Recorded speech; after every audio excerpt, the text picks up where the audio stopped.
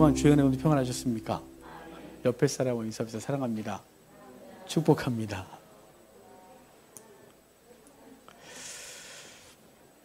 제목이 있어요.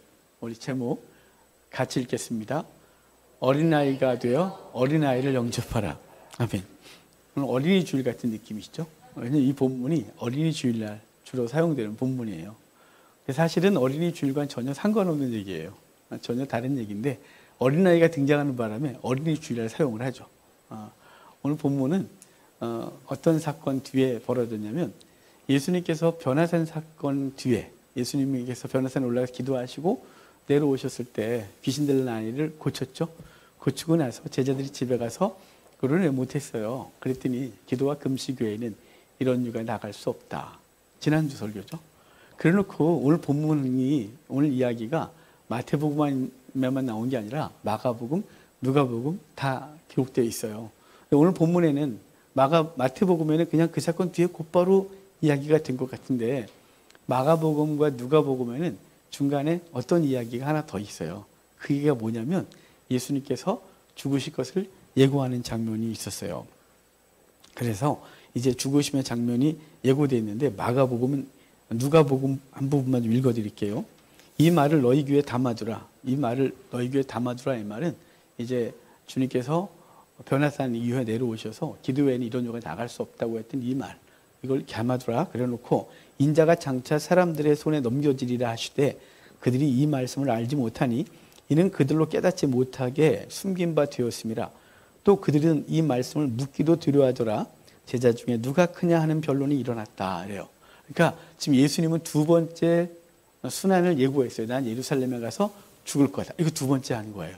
그래놓고 제자들은 그 얘기를 듣고 아무 소리 못했어요. 왜냐하면 대체 뭘 물어야 되는 거예요. 주님이 저번에 죽는다 그랬다가 베드로가 그럴 수 없나이다 그랬다가 사단의 뇌들을 물러가라 이렇게 한 번 그랬거든요. 그리고 변화산 사건이 있고 다시 주님께서 그 놀라운 역사를 본 제자들이 막 흥분해서 난리인데 주님께서는 나 가서 죽을 거야 라고 또 말씀하시는 거예요. 제자들이 이때는 말을 아무도 안 하는 거죠. 눈치 슬슬 보면서 이거 대체 어떻게 반응해야 돼? 라고 했고 무서워서 질문도 안 했고 그리고 무슨 뜻인지 몰라서 질문도 안 했고 그래서 질문 안 하고 있다가 그들이 지금 예루살렘으로 내려가는 그 방향이잖아요. 가버나움에 이제 잠깐 멈췄다가 내려가시는데 그곳에서 가면서 제자들이 무슨 얘기를 했냐면 누가 크냐 크기 논쟁을 했어요. 이게 누가 크냐 이 논쟁은 키가 누가 크냐 작냐 이게 아니죠. 누가 위대하냐 누가 서열이 높냐 이런 논쟁을 하는 거예요. 여러분 이게 지금 어떤 얘기 뒤에 있었다고요? 예수님은 나 죽으러 가. 나 죽을 거야 라고 했는데 제자들은 누가 크니? 이런 얘기하고 있는 거죠. 그러니까 제자들은 어떤 생각을 하냐면 예루살렘으로 내려가면 그의 나라가 쓸 거고 그의 나라에서 누가 서열을 높은 데 올라갈 거냐. 이 서열 정리 미리 하고 있는 거예요. 그때 가서 정신없이 말고 우리끼리 서열 정리를 하자. 누가 크냐, 누가 서열 1위냐, 누가 2위냐 뭐 이런 얘기를 하고 있는 거죠. 주님은 죽겠다고 하는데 제자들은 서열 싸움하고 앉아있는 게 오늘 본문 얘기예요. 그 누가복음, 마가복음 얘기가 되게 짧아요. 그리고 그래서 마태복음 긴 얘기를 했는데요. 마태복음 18장 전체를 봤어야 돼요. 이 얘기는 이게 전체를 이렇게 끌어안는 얘기인데 너무 얘기가 많아요. 오늘 한 40분 정도 할 것 같거든요. 제가 제일 길게 하는 설교가 40분 살짝 넘는데 오늘 그것도 부족해요. 그런데 그걸 다 할 수는 없어서 용서에 대한 얘기 좀 뒤로 넘기고 오늘 20절까지만 읽고 이 얘기의 본질을 좀 생각하고 그리고 어린아이 같이 되는 것이 뭐며 어린아이를 영접하는 것이 무엇인지를 생각해 보려고 해요. 예수님은 지금 죽으러 가신다고 말씀했는데 제자들은 누가 크냐 그러죠. 오늘 마태복음 18장 1절을 보면 그때 그러잖아요. 그때 주님은 지금 죽으러 가는 얘기. 난 죽겠다고 하는데 제자들은 지금 무슨 얘기를 하냐면 자 18장 1절 좀 읽어볼까요? 제자들이 예수께 나와 이르되 천국에서는 누가 크니까. 오늘 본문엔 질문한 것으로 되어 있잖아요. 마가복음과 누가복음에는 그들이 지들끼리 막 얘기를 했어요. 예수님 못 들은 척하고 왔었죠. 쭉 오다가 가버나움 집에 들어가셔서 물으셨어요. 너희들 오다가 무슨 얘기했냐? 그러니까 아무 말도 못해요. 왜냐하면 지들도 양심이 있잖아요. 지금 주님이 죽겠다고 했는데 서열 정리하고 있는 게 양심이 있잖아요. 아무 말도 안 해요. 주님께서 이 누가 크냐 논쟁을 주님은 아셨고 이제 그 누가 큰 것에 대한 얘기를 해줄 거예요. 자, 주님은 제자들은 누가 크냐라고 논쟁을 했고 지금 주님은 누가 작아져야 되느냐라는 얘기를 할 거예요. 2절 볼까요? 2절, 2절, 3절 같이 읽어볼까요? 예수께서 한 어린아이를 불러 그들 가운데 세우시고 이르시되 진실로 너희에게 이르노니 너희가 돌이켜 어린아이들과 같이 되지 아니하면 결단코 천국에 들어가지 못하리라. 어린아이가 되어 천국 간다는 얘기 아니죠? 여기 어린아이 같이 이러는데 어린아이가 여기 본문에 나온 단어가 헬라어로 파이디온 그래요. 파이디온은 누굴 파이디온이라 그러냐면 우리 교회 여기 은비, 주은이, 주아 요 정도 되는 아이들을 파이디온 그래요. 초등학교 가면 파이다이온 그래요. 얘네들은 이제 파이다이온이 한 번 나왔는데 어디 나왔냐면 오병이어 기적에서 떡 갖고 있던 친구 있었죠. 오병이어 갖고 있던 거 걔거 받아서 5,000명을 먹였잖아요. 그 아이가 파이다이온이에요. 초등학생 정도 되는 아이. 근데 오늘 본문엔 파이디온이에요. 유치원에 영아부 이 아이를 데려왔어요. 얘가 어디서 있었는지 몰라요. 그래서 사람들은 얘 가버나움의 집에 들어가서 했으니까 가버나움의 집은 베드로의 집이 아니었었겠느냐. 그래서 베드로에게가 아니었겠냐. 이렇게 추측해요. 누군지 상관없어요. 이 아이를 데려다가 이 아이를 데려놓고 누구든지 어린아이와 같지 아니하면 천국에 들어갈 수 없다. 이렇게 말해요. 자, 지금 어린아이 같이 되어라. 이렇게 대체 볼까요? 어린아이는 어떤 상태일까요? 어린아이가 악할까요? 선할까요? 선해요. 그러자니 이것들이 못했고 악해요. 그러자니 이쁘고 아우 진짜 악해요. 당시 유대 사회에서 어린아이는 어떤 느낌이냐면 어린아이는 인권이 없어요. 인권도 없고 어린아이는 악한 존재라고 생각했어요. 왜냐면 애들이 태어나자마자 떼쓰고 자기중심적이고 못됐고 잠 못 자게 하고 그러잖아요. 그래서 어린아이는 악한 존재라고 생각했어요. 그래서 그 아이 악한 존재가 어른들 모임에 오면 안 되는 거죠. 사람 수에도 들어가지 않았어요. 심지어는 제물로 드렸어요. 못된 사회가. 그래서 어린아이는 사람 취급받지 못하는 아주 낮고 천한 존재예요. 그런데 주님께서 이 충격적인 얘기를 하고 있는 거죠. 어린아이를 데려다가 천국에는 어린아이 같이 되어야 돼. 이렇게 말하는 거예요. 어린아이 같이 되라. 그러면 악하고 못되고 떼쓰고 이런 사람 데려가는 걸까요? 전혀 아니죠. 차일드시 이거 아니에요. 여기 차일드 라이크거든요. 차일드 라이크인데 그러니까 어떠냐면 아이의 어떤 본능이에요. 근데 그게 뭐냐면 이 아이가 꼬마이가 엄마 없으면 아무것도 못해요. 무조건 엄마를 의탁하죠. 엄마에게 부탁하고 의지하는 대상. 그러니까 이 아이는 자기 존재감이 없어요. 그는 자기가 높다고 생각한 적이 단 한 번도 없어요. 이 아이는 항상 자기가 약한 존재인 거죠. 누군가의 도움이 필요하고 누군가의 의지에 살아야 할 존재, 어린아이 같은 것이에요. 지금 사람들에게 말하는 거예요. 제자들은 지금 누가 크냐라고 해서 자기가 높은 지위에 오르고 영향력을 행사하는 사람이 되고자 하는데 주님은 아니 높은 지위에 있는 사람이 아니라 누군가를 의지하는 존재처럼 되어야 되는 거야. 너희는 누군가를 의지하는 존재. 그러면 높은 자리에 탐하지 않겠죠. 어린아이가 갑자기 자기가 엄마 되겠다고 해서 엄마 가만히 있어 내가 밥 해줄게 그러진 않겠죠. 밥 달러 가겠죠. 자, 어린아이 같이라고 하는 말은 뭐냐면 여기 누군가를 의지하는 존재. 자기는 절대적으로 약하고 부족한 존재. 그리고 객관적으로는 사람들이 그에겐 인권도 없고 아무것도 아닌 존재. 심지어는 악하다고 평가하는 존재처럼 되라고 말하는 거예요. 아주 충격적이죠. 여기 그러면서 그렇게 되어야 천국에 들어간다고 말하는 거예요. 천국에 간다. 이 말이 이 당시에는 우리는 죽어서 천국만 생각하지만 예수님 당시 제자들이 생각하는 천국은 주님이 통치하는 나라예요. 예수님의 나라에 가면 예수님이 예루살렘에 가서 그의 나라를 세울 거라고 생각했거든요. 그의 나라에서 자신들은 어느 자리에 있을 것이냐라는 이거 갖고 싸웠는데 주님께서는 그의 나라에는 높은 자리를 탐하는 사람은 없어. 누구든지 낮아져야 된다는 거죠. 어린아이같이 되어야 그의 나라에 합당하게 된다. 이렇게 말씀하고 있는 거예요.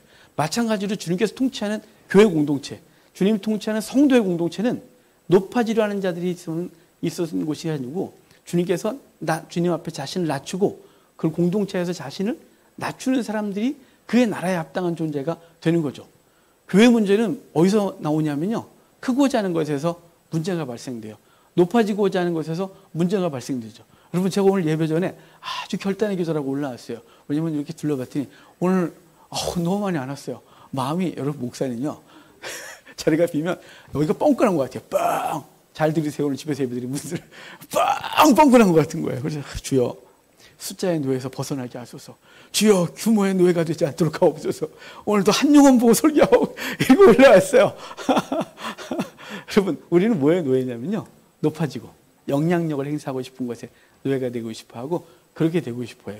그래서 큰 교회 하고 싶고 지위 얻고 싶고, 저희 나이가 되면 노예에서도 장 되고 싶어하고 총회에서도 행사하고 싶어하고 어디 가든지 이름이 드러나고 싶어요. 그게 우리 본성이죠. 그런데 주님 말하기를 그거 하지 마. 그거 하지 말고 낮은 자리, 어린아이처럼 되래요. 어린아이가 무슨 이름이 필요하겠어요? 어린아이가 무슨 지위가 필요해요? 그 아이는 지금 자기를 보호하는 그 사람이 전부이고 그것으로 족한 것이죠. 그런 사람처럼 되어야 하나님의 나라에 합당하다. 바로 교회 공동체에 그런 사람들이 많을수록 행복하고요, 높아지려는 사람이 많을수록 불행해지고 싸움이 나고 그리고 교회가 교회답지 못하게 되어져요. 자, 이제 그렇게 해놓고 자 4절, 5절, 6절까지 볼까요? 같이 읽겠습니다. 그러므로 누구든지 이 어린아이 같이 자기를 낮추는 사람이 천국에서 큰 자니라. 또 누구든지 내 이름으로 이런 어린아이 하나를 영접하면 곧 나를 영접함이니 누구든지 나를 믿는 이 작은 자 중 하나를 실족하게 하면 차라리 연자 맷돌이 그 목에 달려서 깊은 바다에 빠뜨려지는 것이 나으니라. 아멘. 여기 누구든지 어린아이와 같이 자기를 낮추는 사람이 하나님 앞에 합당하대요. 여기 낮추다 이 말을 다른 영어 성경에는 험블로 번역했는데요. 근데 사실은 그게 애매해요. 근데 NIV 2011년 버전이 있거든요. NIV가 다 똑같은 NIV가 아니에요. 최신 버전이 2011년 버전인데요. 거기는 lowly position 그랬어요. 낮은 자리, 이렇게 낮은 자리에 가는 사람, 스스로 낮은 자리를 찾아내는 사람이 하나님 앞에 합당하대요. 여러분 이게 얼마나 놀라운 얘기인 줄 아세요? 예수님이 그렇게 하셨어요. 빌립보서 2장을 보면 그가 하나님과 동등하시나 그가 하나님과 동등됨을 취하지 아니하시고 그가 인간의 몸으로 이 땅에 오셨는데 그가 낮아지셔서 죽기까지 복종하셨는데 그것은 십자가에 죽으십니다. 이렇게 말해요. 그분이 낮아지셨어요. 낮은 위치까지 오신 거죠. 하나님이 인간의 위치까지 오셨어요. 근데 그 인간의 위치에서도 왕궁에 태어나지 아니하시고 가장 가난한 집에 태어나셨어요. 그리고 그 직업군이 존귀한 직업군이 아니라 그 직업군이 목수의 집안에, 목수는 사실 그 당시 부정한 직업군이었어요. 부정한 직업군에 태어나서 부정한 직업군으로 사셨고, 그리고 그의 아버지가 전생에 일찍 돌아갔다가 그랬거든요. 죽었다고 요셉이. 그러니까 어린아이 때부터 그는 가난하고 그리고 힘든 삶을 처절하게 사셨어요. 그리고 서른이 되어서 제자들을 선택하고 그 3년 반의 공생애를 사시는 동안 그는 권세를 부린 적이 없으시고 그는 제자들과 함께 어울리셨고 낮고 천한 사람들, 여인들과 어울리고 장애 있는 사람과 어울리고 병자와 어울리고 그리고 죄인들과 어울리면서 그들의 삶을 돌보고 스스로 말하라 이렇게 말씀하셨어요. 내가 온 것은 건강한 자 때문에 온 것이 아니라 그 병든 자를 위해서 온 것이고 낮고 천한 사람 때문에 내가 왔다고 주님이 스스로 그 자리까지 가신 거예요. 낮은 자리, 롤리 포지션까지 가신 거죠. 단순히 겸손한 정도가 아니라 그는 그 자리를 낮추신 거예요. 그 자리를 낮춰서 그 자리에 있는 사람과 함께 하는 거죠. 그래서 거기 이렇게 말해요. 영접하라 그러죠. 또 누구든지 내 이름으로 이런 어린아이 하나를 영접하면 나를 영접한 것이다 그래요. 영접은 어떤 사람에게 하나요? 영접은 최소한 자기와 동격 이상이어야 되죠. 자기와 동격 이상이야 영접이죠. 교수님이 교실에 계시다가 학생이 오는데 영접 이렇게 하지는 않죠. 그렇지 않겠어요? 최소한 자기보다 높은 사람, 자기와 동격이거나 자기가 높다고 여기는 사람에게 그렇게 해요. 그런데 우리에게 뭐라 그래요? 그런 자세로 가서 사람을 영접하래요. 누구를요? 어린아이를. 여기 어린아이는 이제 어린아이가 아니에요. 어린아이를 교보제로 사용했지만 이 어린아이를 영접하라는 것이 아니라 이 어린아이와 같이 되라. 이런 어린아이와 같이 된 사람들을 영접해라. 그렇다면 그런 어린아이와 같이 된 사람은 스스로 겸손하고 괜찮은 사람, 인격이 괜찮은 사람 아니고요. 너희가 보기에 어린아이 같은 사람, 너희가 보기에 비인격적인 것 같은 사람, 너희가 보기에 사회적으로 멸시를 받는 사람, 너희가 보기에 전혀 사람 같지 않은 정말 뭐 저런 사람이 다 있어 라고 하는 사람, 너희가 보기에 사회적 약자라고 여기는 사람, 그 사람들을 영접해라 이렇게 말하는 거예요. 여러분 이 제자들에게도 충격이고 당시 이스라엘 지도자들에게 충격이에요. 누가복음에 이런 말씀이 있잖아요. 사두개 바리새인들이 와서 선생님 우리의 이웃이 누구입니까? 라고 물었을 때 주님께서 한 비유를 드셨어요.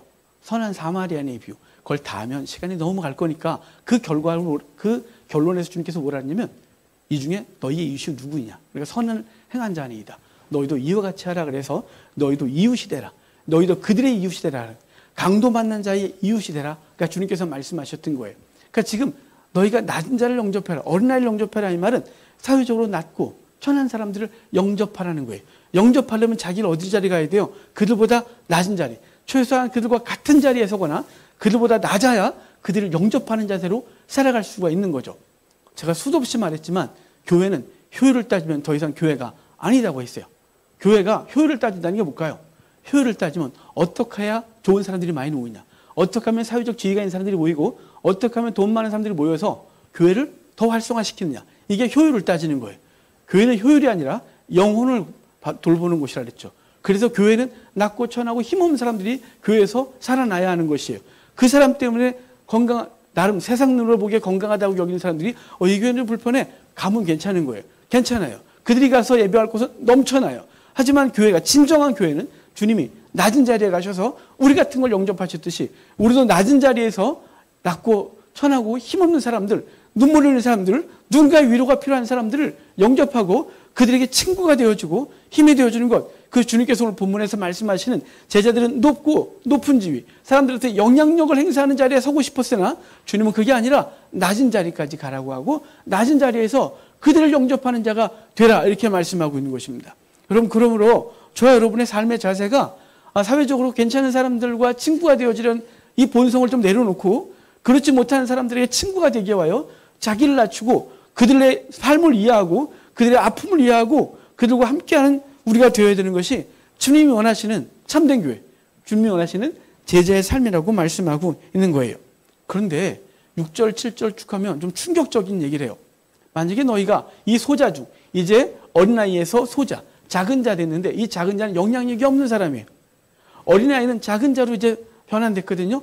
우리가 보기에 참 천하고 작은 자처럼 보이는 사람, 좀 지위가 있고 돈이 많으면 커 보이고 여기 높은 지위, 누가 크냐라고 하는 것처럼 되지만 우리의 관심은 누가 크냐가 아니라 우리의 관심은 나는 어떻게 하면 낮아져야 되느냐, 어떻게 낮아지고 어떻게 하면 작은 사람들을 돌보느냐, 이게 되어야 되겠죠. 그런데 만약에 그 사람들, 이 작은 자 중에 하나를 실족시키면, 실족이라는 단어가 본문에 6번이나 나와요. 얼마나 심각한지. 범죄케 하고 이것도 이제 실족해 해서 실족이라는 단어가 6번이나 나오는데, 실족해 하면 이렇게 말해요. 차라리 그 목에 연자맷돌을 메고 깊은 바다에 던져지는 것이 나으니라 그래요. 근데 이게 여기 그라는 이 그가 실족시킨 사람에게 해당하는 단어인지 그 실족한 사람에게 해당하는 단어인지가 아주 애매해요. 그래서 번역본들을 보면 어떤 번역본은 제가 누군가를 실족시켰어요. 그럼 내 목에 연자맷돌 목이 바다에 빠지는 거로 돼 있고, 어떤 번역은 그 실족시킨 사람 차라리 실족시키지 말고 그 신앙을 잃게 하지 말고 차라리 그의 목에 연자맷돌을 매서 깊은 바다에 던져버려, 죽여버려 차라리, 이렇게 번역을 했어요. 둘 다 너무 극명하죠. 중요한 거 뭐냐면 그 연자맷돌을 메고 깊은 바다에 던지다, 이 말은요 심각한 심판이에요. 이게 로마의 형벌 중에 있었던 벌이에요. 로마 형벌 중에 연자맷돌을 본 줄 아시죠?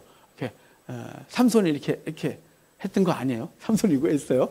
연자맷돌은 나귀가 한 1m 이상의 큰 돌을 쭉 이렇게 말이나 소나 나귀가 이렇게 했던 큰 돌이에요. 그러니까 그걸 목에 메고 던지면 이건 벗어날 수가 없겠죠.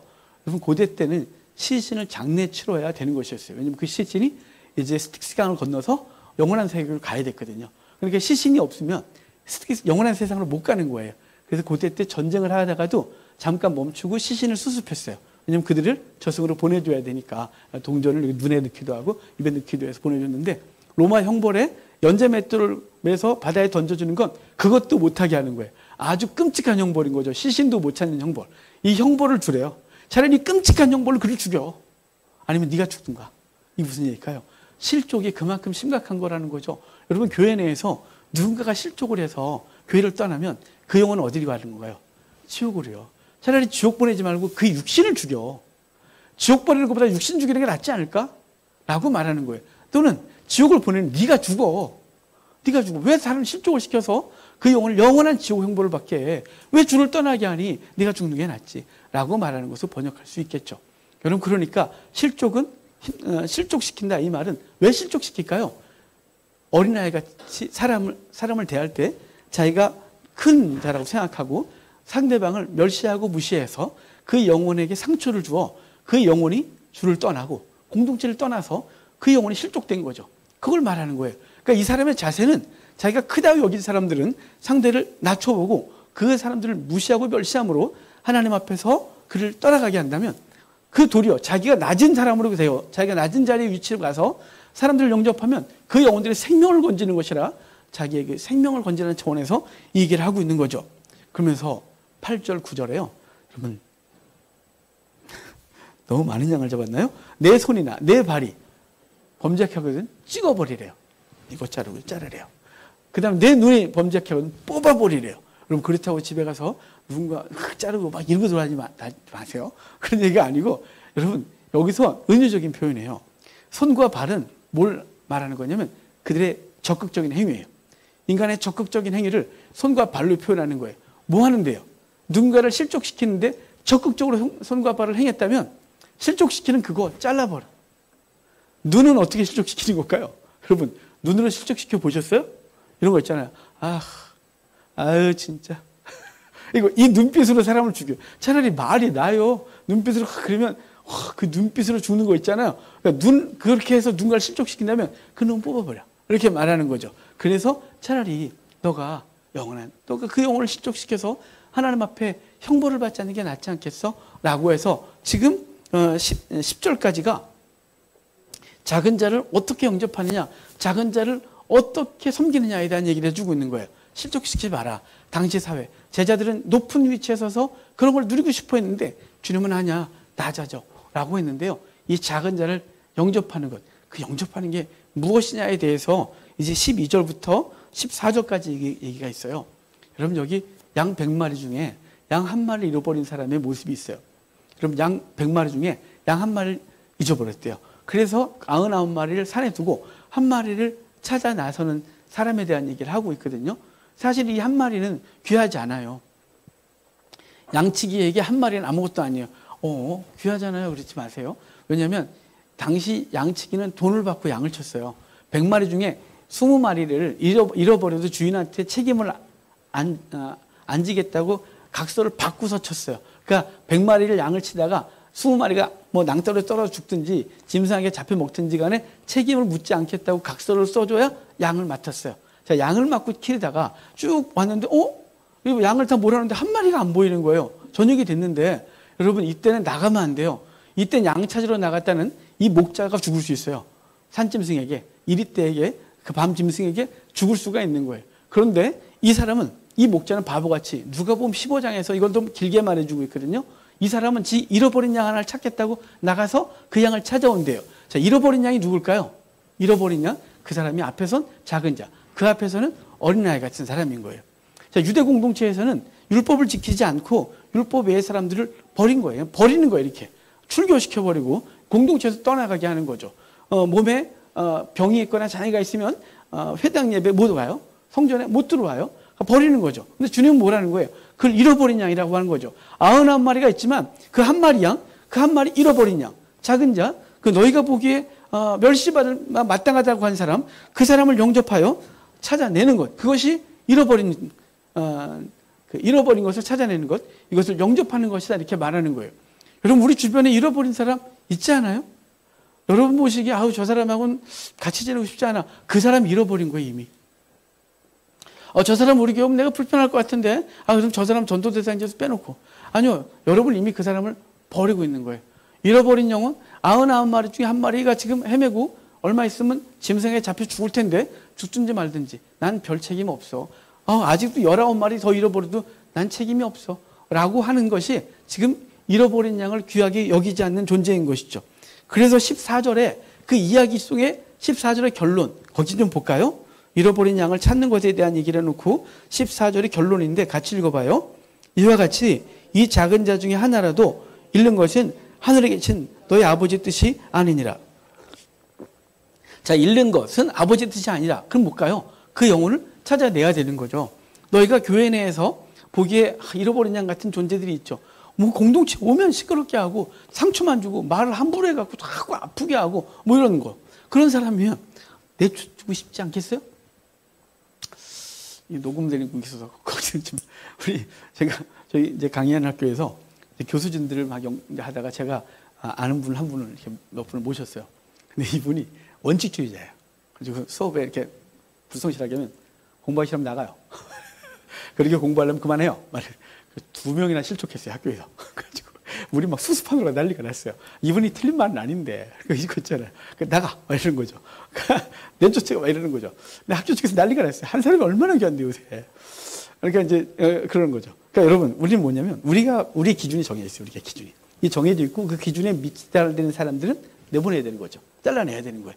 교회도 똑같아요. 여러분, 교회가 이러면 안 돼요. 교회는 절대로 그러면 안 되는 거예요. 교회는 그 한 사람에 집중해서 온 에너지를 거기 투자하는 거예요.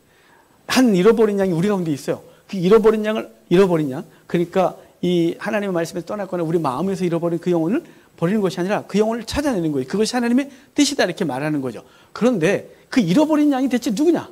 라는 얘기를 15절부터 하고 있는 거예요. 잃어버린 양이 어떤 사람이냐면요, 죄 지은 사람.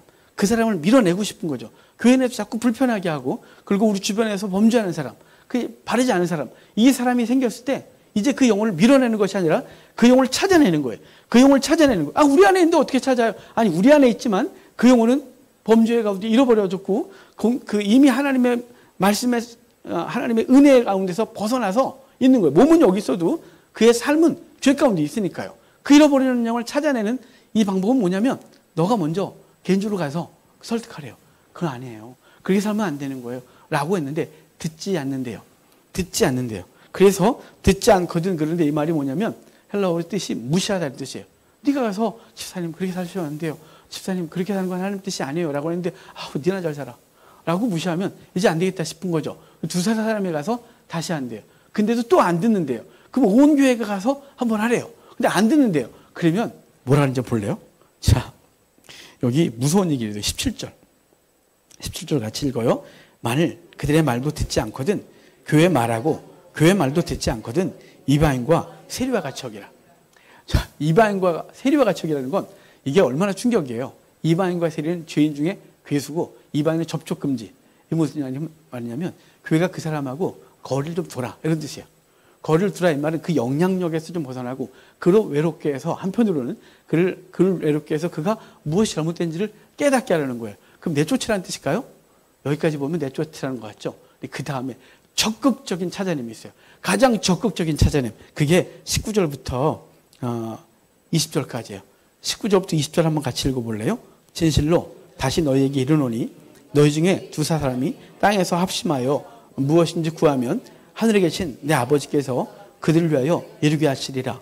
두세 사람이 내 이름으로 모인 곳에는 나도 그들 중에 있느니라. 자, 이 말을 언제 쓰시나요? 기도할 때. 두세 사람이 모인 곳에 주님께서 함께 하셔. 두세 사람이 기도하면 응답하시지. 주여! 그래갖고 원하는 걸 얻어내는 곳에서요. 그렇다고 문제될 건 없습니다만 이 본문이 의도하는 것은 전혀 다른 게 사용한 거죠. 이 본문의 의도는 뭘까요? 지금 잃어버린 영혼, 어린아이 같은 사람, 작은 자. 그러니까 그 사람들을 찾아내는 방법이 뭐냐면 적극적으로 찾아가는 거죠.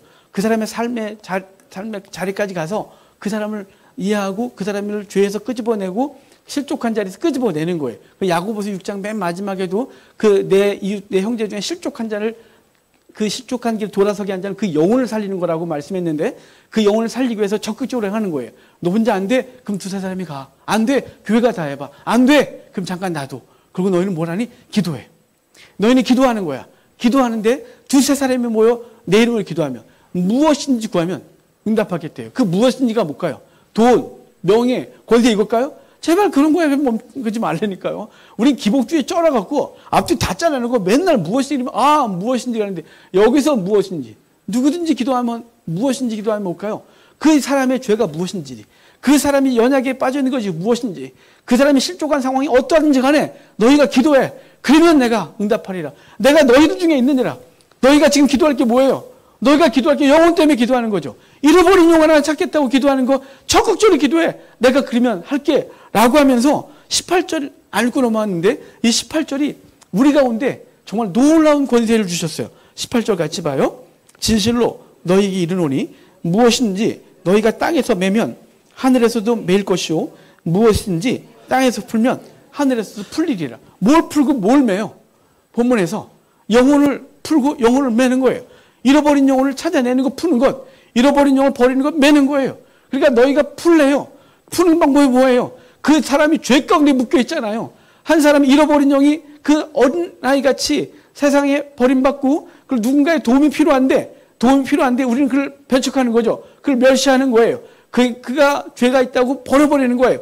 이미 잃어버린 양인데 그는 작은 자인데 그 작은 자를 멸시하고 버리는 거죠. 불편해 라고, 저 사람 때문에 내가 힘들겠어, 저 양 찾아갔다가 내가 죽을 수 있는데 라고 하지만 그 영혼을 찾아내라고 하는 거예요. 그 영혼이 지금 뭐에 매여 있어요? 사망 가운데 매여 있어요. 그 영혼이 뭐에 매여 있어요? 죄 가운데 매여 있어요. 그래서 그를 너희가 매면 그대로 매일 것이요 너희가 풀면 풀리리라. 뭘로 풀어요? 기도로 푸는 거예요. 그래서 그 영혼을 위하여 기도하는 거예요. 우리의 기도는 다 우리의 삶의 문제 다 이렇게 고착되어 있어요. 그것에 다예요. 그냥 여러분 대체 무슨 거 기도해요? 기도하라 그러면 뭐 기도해요? 돈. 그러면 돈, 건강, 자녀, 배우자, 성공, 그거 외우 다른 거 기도해야 되는 거 아니에요? 전 사실 그거 기도해 본 적이 별로 없어요. 진짜 없어요. 에이, 거짓말. 진짜 없어요. 그거 기도할 겨를이 없어요. 왜 겨를이 없냐면 많지도 않은 성도들의 삶을 기도하느라고 겨를이 없어요. 왜 이렇게 우리 성도들이 힘든 거예요? 그 삶을 기도하다 보면 기도 끝나고 일어나서 아차 우리 새끼들도 기도해줘요. 그래가지고 눈 잠가고 주여 누구 일어나요. 누구 끝. 1분도 안 되게 기도가 끝나요. 왜냐면 이름이라도 불러야 될 것 같은 느낌 있잖아요. 여러분 우리의 기도가 그거 풀려고 한 거 아니에요. 돈 풀려고 돈 기도하고 건강 풀려고 건강 기도하는 게 아니에요. 우리의 기도는 어디에 집착하라고, 어디에 힘을 쓰라고요? 영혼 풀라고. 영혼을 죄에서 풀어내서 그 영혼을 찾아내서 하나님의 백성 되게 하라고. 그 당시 어린아이같이 멸시받고 무시하고 그리고 죄인이라고 취급받는 사람들, 그 사람들처럼 너희가 낮아져서 그 사람들의 자리까지 내려가서 그 사람들을 영접하고 그 사람들의 삶의 문제 때문에 기도하고 그 사람들의 삶의 문제에 적극 개입해서 그 어려운 문제로부터 그 죄로부터 끄집어내고 소외된 것부터 끄집어내서 천국 백성 되게 하는 것이 어린아이처럼 되고 어린아이를 영접하라고 하신 말씀이에요. 여러분 저와 여러분들이 어린아이같이 되십시오. 어린아이같이 되라는 건 죄인 되라는 것이 아니라 하나님의 은혜가 아니면 아무것도 할 수 없다는 존재같이 되셔야 돼요. 높은 자리에 제가 뭔가 대단히 한 것처럼 제가 뭐 좀 하고 교회에서 뭐 좀 하고 세상에서 뭐 좀 하고 그다음에 뭐가 잘 될 때는 제가 대단해 보이거든요. 이 대단하게 보이는 그 자리에 내려와서 하나님의 은혜가 아니면 아무것도 할 수 없다는, 마치 어린아이가 엄마가 아니면 아무것도 할 수 없다는 듯이 엄마 뒷공문이 쫓아다니면서 엄마 하듯이 하나님을 의지하는 어린아이같이 되어지고, 그리고 이제 이 나쁜 짓의 어린아이 그런 아이 자리까지 내려가서 그런 사람들을 영접하여 그 영혼들을 살려내는 자, 그런 자들이 되라고 오늘 본문이 말씀하고 있어요. 여러분 저와 여러분들이 먼저 어린아이처럼 주님을 의지하는 존재 되시고, 그리고 우리 주변에 차일드시, 그러니까 망나니, 떼쓰는 애, 못되게, 죄짓고 막 악한 자, 이렇게 취급받는 사람들, 작은 자, 소외된 자, 잃어버린 양, 죄인, 여기 본문에서 다 그런 사람들 하나로 말하는 거예요. 그런 사람들을 찾아 나서고 그런 사람들의 자리까지 내려가서 그 영혼들의 삶을 풀어내고 그 영혼을 건져내는 저와 여러분 되기를 주의 이름으로 축복합니다.